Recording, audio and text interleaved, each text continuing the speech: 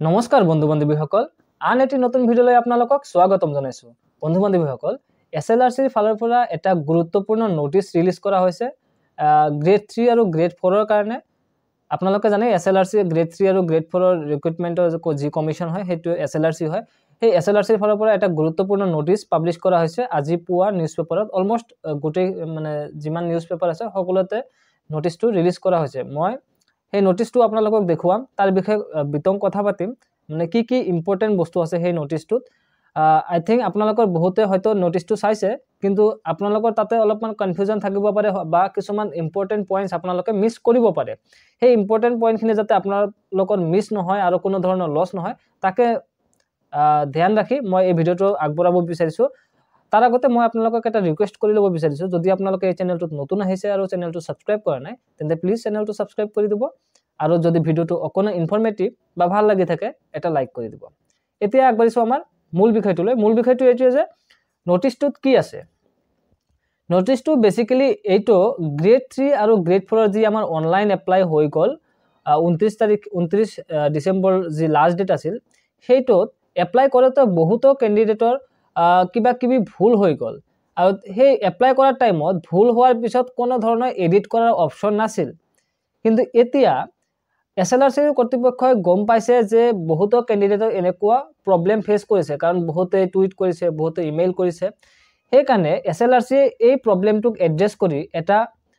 Notice release কৰিছে সেই নোটিছটোত তেখেতে কাৰেকচন উইন্ডো প্ৰভাইড কৰাৰ কথা উল্লেখ কৰিছে কাৰেকচন উইন্ডো মানে যি আপোনালোকে ভুল কৰিছিল সেই এডিট উইন্ডো বা এডিট কৰাৰ অপচন দিয়াৰ কথা উল্লেখ কৰিছে এডিট অপচন কেতিয়াৰ পৰা দিব সক আজি 4 জানুৱাৰী 2024 মানে 5 জানুৱাৰী 2024 পুৱা 11 বজাৰ পৰা মানে 11 AM ৰ পৰা 18 জানুৱাৰী 2024 লৈকে আপোনালোকৰ এডিট অপচনটো খোলা থাকিব মানে তেতিয়া আপোনালোকৰ যি যদি অনলাইন এপ্লাই কৰোতে কিবা ভুল হৈছিল সেই ভুলখিনি আপোনালোকে শুধৰণি কৰিব পাৰিব ঠিক আছে সো 5 তাৰিখ মানে অহাকালিৰ পৰা মানে 5 জানুৱাৰীৰ পৰা আপোনালোকে কাৰেকচন কৰিব পাৰিব কেতিয়ালৈকে 18 জানুৱাৰীলৈকে কৰিব পাৰিব এতিয়া কথা হল যে কেনেকৈ কৰিব আৰু কি চেঞ্জ কৰিব পাৰিব কি এডিট কৰিব পাৰিব কি এডিট কৰিব নোৱাৰিব এখিনি এটা গুৰুত্বপূৰ্ণ বিষয় ঠিক আছে ওকে মই আপোনালোকক প্ৰথমতে কৈ দিছো আপোনালোকে লগইন কৰিব লাগিব লগইন কৰাৰ কাৰণে কি লাগিব আপোনালোকৰ যি এপ্লিকেশন নাম্বাৰটো আছে আপোনালোকে অনলাইন এপ্লাই কৰোতে গ্ৰেড 3 ৰে হওক বা গ্ৰেড 4 ৰে হওক অনলাইন এপ্লাই কৰোতে আপোনালোকে এপ্লিকেশন নাম্বাৰ এটা পাইছে আৰু পাসওয়াৰ্ড এটা ক্ৰিয়েট কৰিছিল ঠিক আছে পাসওয়াৰ্ডটো দুইবাৰ কৰিব মাৰিব লগিয়া হৈছিল আপোনালোকে মনত ৰাখিব এটা কনফাৰ্ম পাসওয়াৰ্ড বুলি এটা অপচন আছিল এপ্লাই কৰাৰ টাইমত ঠিক আছে সেই এপ্লিকেশন নাম্বাৰ প্লাস আপোনালোকৰ পাসওয়াৰ্ড এন্টাৰ কৰি আপোনালোকে প্ৰথমতে লগইন কৰিব লাগিব লগইন কৰাৰ পিছত আপোনালোকে এটা এডিট প্ৰফাইল বুলি এটা মেনু পাব এডিট প্ৰফাইল মেনু ঠিক আছে সেই এডিট প্ৰফাইলত ক্লিক কৰাৰ পিছত আপোনালোকে ৰেজিষ্টাৰ্ড মোবাইল নাম্বাৰ আছিল আপোনালোকে অনলাইন ফৰ্ম ফিল আপ কৰাৰ টাইমত যেটো মোবাইল নাম্বাৰ দিছিল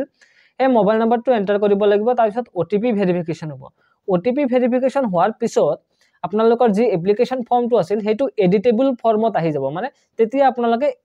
যেটো মানে ইন্টাৰফেসত আপোনালোকে এডিট কৰিব পাৰিব সেই ইন্টাৰফেসত ওপেন হ'ব ঠিক আছে ওপেন হোৱাৰ পিছত আপোনালোকে এই বস্তুখিনি এটা কৈ এডিট কৰিব পাৰিব কিন্তু নাম আৰু ৰেজিষ্ট্ৰেচন আইডি মানে এমপ্লয়মেন্ট এক্সচেঞ্জ ৰেজিষ্ট্ৰেচন আইডি যাৰ ভুল হৈছিল তেখেতে যদি এডিট কৰিব বিচাৰে তেন্তে তেওঁলোকে এইটো বস্তু ডাইৰেক্টলি এডিট কৰিব নোৱাৰিব তাতে এক্সট্ৰা কৈ এটা অপচন থাকিব যে আপোনালোকে নাম আৰু এমপ্লয়মেন্ট এক্সচেঞ্জ ৰেজিষ্ট্ৰেচন নাম্বাৰ যেটো আছে হেটো চেঞ্জ কৰিব বিচাৰে নেকি যদি বিচাৰে তেন্তে ইয়েস আৰু নো বুলি তাতে অপচন থাকিব আপোনালোকে ইয়েস ক্লিক কৰিব তাৰ পিছত আপোনালোকৰ নতুন যি মানে আপোনালোকৰ কাৰেক্ট ফৰ্ম মানে সাপোজ নামৰ স্পেলিং ভুল হৈছিল এই শুদ্ধ স্পেলিংটো আপোনালোকে লিখি দিব same goes for employment exchange registration number যেটো আপোনাৰ শুদ্ধ হেতু এন্টাৰ কৰিব সেভ কৰিব তাতে আপোনালোকৰ কি হ'ব পুৰণা যেটো ৰেকৰ্ড আপোনালোকে এন্টাৰ কৰিছিল অনলাইন ফৰ্ম ফিল আপ কৰাৰ টাইমত হেতুও থাকিব আৰু এই এডিট কৰাৰ সময়ত যেটো আপুনি ডাটা এন্ট্ৰি কৰিলে মানে নামৰ শুদ্ধ নামটো আৰু শুদ্ধ এমপ্লয়মেন্ট এক্সচেঞ্জ ৰেজিষ্ট্ৰেচন নাম্বাৰটো হেতুও থাকিব মানে নিউ ৰেকৰ্ড আৰু ওল্ড ৰেকৰ্ড দুটাই থাকিব ফিউচাৰ ৰেফাৰেন্সৰ কাৰণে ঠিক আছে ওকে দেন আপোনালোকৰ আহে বাকি কি চেঞ্জ কৰিব পাৰিব আৰু কি চেঞ্জ কৰিব নোৱাৰিব সক প্ৰথমতে কৈ দিছোঁ কি কি চেঞ্জ কৰিব নোৱাৰিব। আপোনালোকৰ যি ৰেজিষ্টাৰ্ড মোবাইল নাম্বাৰটো আছে সেইটো চেঞ্জ কৰিব নোৱাৰিব, ঠিক আছে। তো ৰেজিষ্টাৰ্ড মোবাইল নাম্বাৰটো চেঞ্জ কৰিবলৈ দিলে তাতে বহুত ধৰণৰ ইস্যুছ আহি যাব, সিকিউৰিটি কনচাৰ্নৰ কথা আছে। সো তাতে আপোনালোকে চেঞ্জ কৰিব নোৱাৰিব ৰেজিষ্টাৰ্ড মোবাইল নাম্বাৰটো। দেন আপোনালোকৰ কথা বাকি যিবিলাক বস্তু আছে, সাপোজ আপোনালোকৰ মাৰ্কছ হওক, বোৰ্ড হওক, তাৰপিছত এনে ধৰণৰ যিবিলাক বস্তু আছে, অলপখিনিয়ে বস্তু আছিল। আৰু এটা কথা, সিগনেচাৰ আৰু ফটো আপোনালোকে চেঞ্জ কৰিব নোৱাৰিব। সিগনেচাৰ আৰু ফটো যিটো দিছিল সেইটোৱে থাকিব। আৰু কি চেঞ্জ কৰিব নোৱাৰিব? মোবাইল নাম্বাৰ চেঞ্জ কৰিব নোৱাৰিব। বাকি যিবিলাক বস্তু আছে আপোনালোকে গোটেইখিনি বস্তু এডিট কৰিব পাৰিব। এইটো এটা ভাল সুবিধা দিছে। নহ'লে জেনেৰেলি কি হয়, কিছুমান বস্তু ৰেষ্ট্ৰিক্ট কৰি ৰাখে যে আপোনালোকে এইবিলাক বস্তু এডিট কৰিব পাৰিব, এইবিলাক নোৱাৰিব। কিন্তু ইয়াতে এটা ফ্ৰীডম দিছে, মাত্ৰ মোবাইল নাম্বাৰ, সিগনেচাৰ আৰু ফটো, এই তিনিটা বাদে গোটেইখিনি বস্তু আপোনালোকে এডিট কৰিব পাৰিব বুলি নোটিছটোত উল্লেখ কৰিছে, ঠিক আছে। ওকে, এডিট কৰাৰ পিছত আপোনালোকে আপডেট বুলি এটা অপশ্যন থাকিব, আপডেটত আপোনালোকে ক্লিক কৰিব লাগিব। তাৰপিছত আপডেটত ক্লিক কৰাৰ পিছত আপোনালোকে প্ৰফাইল লক কৰিব লাগিব, ঠিক আছে। লক প্ৰফাইল বুলি এটা অপশ্যন পাব আৰু তাত ক্লিক কৰিব লাগিব। তেতিয়াহে আপোনালোকৰ যিবিলাক এডিট কৰিল সেইবিলাক সাবমিট হ'ব, ঠিক আছে। আৰু এবাৰ প্ৰফাইল লক কৰাৰ পিছত আপোনালোকে